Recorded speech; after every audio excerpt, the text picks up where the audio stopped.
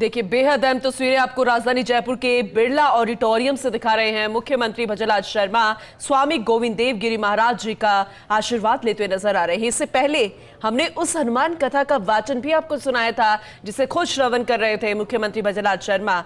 स्वामी गोविंद देव गिरी महाराज जी यहां उपस्थित इस खास कार्यक्रम में हनुमान कथा का वाचन कर रहे थे। मुख्यमंत्री भजनलाल शर्मा की उपस्थिति बेहद महत्वपूर्ण रही। तस्वीरें हम आपको लगातार दिखा रहे थे। कथा का वाचन उन्होंने सुना और भक्तिमय माहौल के अंदर वो भी मंत्र मुग्ध होते हुए नजर आए। और अब देखिए, स्वामी जी का आशीर्वाद लेते हुए, अब उनसे मुलाकात के बाद, उनके आशीर्वाद के बाद, अब उन्हें भेंट स्वरूप देखिए किस तरह से उनका आशीर्वाद प्राप्त करने के बाद उनका भी अभिनंदन किया जा रहा है मुख्यमंत्री भजनलाल शर्मा। और कहा भी जाता है कि अपने आराध्यों का, बड़ों का आप हमेशा अभिनंदन कीजिए। और बाकी कुछ लोग यहाँ पर उपस्थित थे, वो मुख्यमंत्री भजनलाल शर्मा को अपने बीच पाकर बड़े उत्साहित नजर आ रहे हैं, जो कि ऑर्गेनाइजर्स में भी उत्साह नजर आ रहा है। तस्वीरों में आप देख पा रहे होंगे, जो कि अब मंच पर मुख्यमंत्री भजनलाल शर्मा का स्वागत सत्कार कर रहे हैं, अभिनंदन कर रहे हैं। और इन सब के बीच में मुख्यमंत्री भजनलाल शर्मा अपने स्वागत करने वालों का भी अभिनंदन करते हुए नजर आ रहे हैं। ये बेहद खास तस्वीरें आपको राजधानी जयपुर के बिरला ऑडिटोरियम से दिखा रहे हैं, जहां स्वामी गोविंद देव गिरी महाराज जी का कथा का वाचन,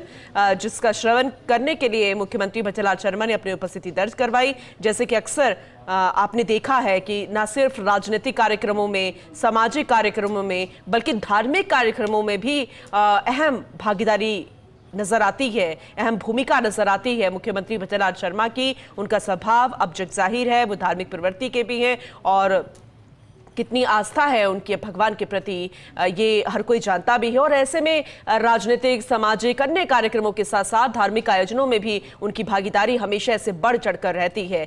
बेहद खास तस्वीर आपको दिखा रहे हो। और धार्मिक आयोजनों का जब भी जिक्र होता है, ना सिर्फ हम सनातन कार्यक्रमों की बात नहीं कर रहे हैं, सनातन धर्म की बात नहीं कर रहे हैं, बल्कि अन्य धर्मों में भी जब इस तरह के कार्यक्रम होते हैं, तब भी एक अहम भूमिका मुख्यमंत्री भजनलाल शर्मा की हमें नजर आती है। और अब देखिए, भेंट उन्होंने की स्वामी गोविंद गिरी महाराज जी के साथ, उनका आशीर्वाद उन्होंने पाया। और किस तरह से उनका अभिनंदन करने के बाद स्वामी जी मुख्यमंत्री भजनलाल शर्मा को भी आशीर्वाद रूपी भेंट स्मृति चिन्ह करते हुए नजर आए। हनुमान कथा का वाचन वो कर रहे थे, जिसे सुनने के लिए खुद मुख्यमंत्री भजनलाल शर्मा यहां पर उपस्थित हुए।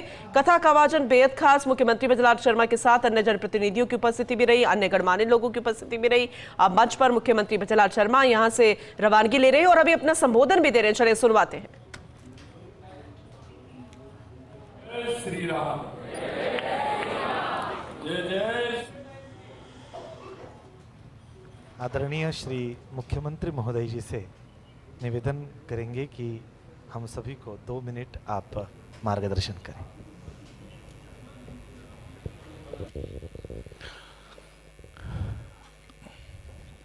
बोलिए जय जय श्री राम, जय जय श्री राम। बोलिए हनुमान जी महाराज की, बोलिए हनुमान जी महाराज की। आज के हमारे इस कथा के वाचक गोविंद गिरी जी महाराज की। सबसे पहले मैं व्यासपीठ को प्रणाम करता हूं कि हम सभी का सौभाग्य है कि जयपुर के अंदर 3 दिन से राम कथा सुनने का अवसर हम सभी को मिल रहा है। ये अवसर ऐसे ही नहीं मिलता है, ये बिना हनुमान जी की कृपा के कुछ हो नहीं सकता।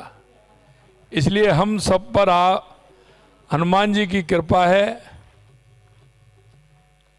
और व्यासपीठ पर विराजमान गोविंद गिरी महाराज जी का हम सब पर आशीर्वाद है कि उन्होंने जिस भाव में हनुमान कथा का जो विवरण किया है और हमको सुनाया है, निश्चित रूप से मैंने तो पहली बार सुनाए हैं। महाराज जी पूरी तरह से हनुमान भक्त और इन पर हनुमान जी की पूरी कृपा है। जो भी वाणी में कुछ निकलता है वो हनुमान जी की कृपा से निकलता है और उसका रसवान हम सब ने किया है। मैं पुनः महाराज जी के चरणों में प्रणाम करता हूं। ये अवसर बार बार आए और हमें ऐसा ही मिलता रहे। मित्रों, हम हनुमान कथा के माध्यम से, राम कथा के माध्यम से, भागवत गीता के माध्यम से, शिव कथा के माध्यम से हमारे जीवन को हम कैसे सार्थक बना सकते हैं, हमारे जीवन में हम मिठास कैसे ला सकते हैं, समाज का कल्याण कैसे हो सकता है, जन में अच्छे संस्कार किस तरह से आ सकते हैं, ये हमारे संत मुनि महंत ये हमें सभी रास्ता दिखाने वाले हैं। और इसी रास्ते में हम सब समझते हैं कि हमारा ये राष्ट्र आगे बढ़ रहा है और स्वामी जी ने अभी अभी कहा है कि हम उस ओर बढ़ रहे हैं कि ये राष्ट्र दुनिया में पहले नंबर का राष्ट्र होगा और हमारी संस्कृति पूरी दुनिया में जिस तरह से पहुंचेगी, निश्चित रूप से हम कह सकते हैं कि हमारी ये संस्कृति पूरी दुनिया में छाएगी, जो स्वामी विवेकानंद जी ने कहा था। आज मैं जबर परिवार को भी बहुत बहुत धन्यवाद और साधुवाद देता हूं। ये भी संस्कार है कि जबर साहब की आज जन्मदिन है और उनकी श्रीमती जी का भी जन्मदिन है। एक का अंग्रेजी तारीख से है तो एक का हिंदी की तारीख से है और बेटे का भी जन्मदिन है। ये देखिए किस तरह का संयोग है। मैं आपको भी बहुत बहुत शुभकामनाएं, परिवार सहित सभी को बहुत बहुत शुभकामनाएं देता हूं।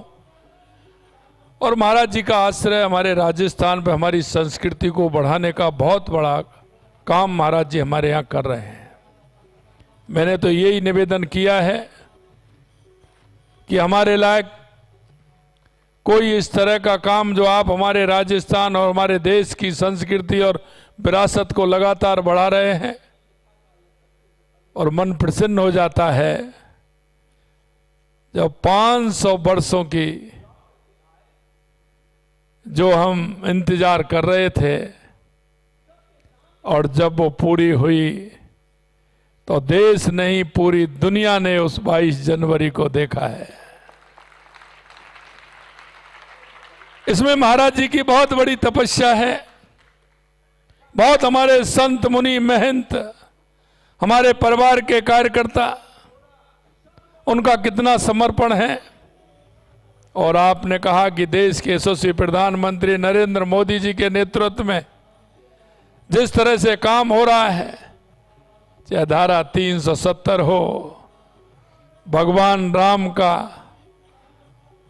मंदिर हो, काशी विश्वनाथ कॉरिडोर हो, महालोक काल हो, बद्रीनाथ जी, केदारनाथ जी हों, और हमारे यहाँ भी राजस्थान में चाहे गिरिराज जी हों, चाहे खाटू श्याम जी हों, चाहे हमारे ब्रह्मा जी पुष्कर हों, सभी पर हम भी लगातार हमारी संस्कृति और हमारे विचार पर, हमारे आराध्यों पर लगातार हमारी सरकार भी काम कर रही है।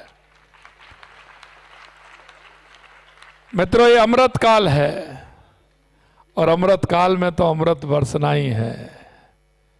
मैं पुनः महाराज जी के चरणों में प्रणाम करता हूं। हनुमान जी की कृपा हम सब पर बनी रहे। आप सभी ने हनुमंत कथा सुनी है, इसके लिए भी आपको बहुत बहुत शुभकामनाएं देता हूं।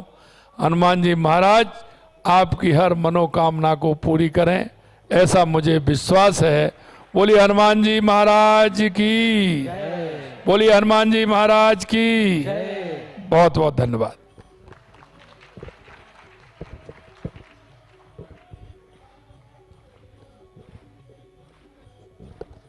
एक बार अभिनंदन पर जोरदार करतल ध्वनि होनी चाहिए।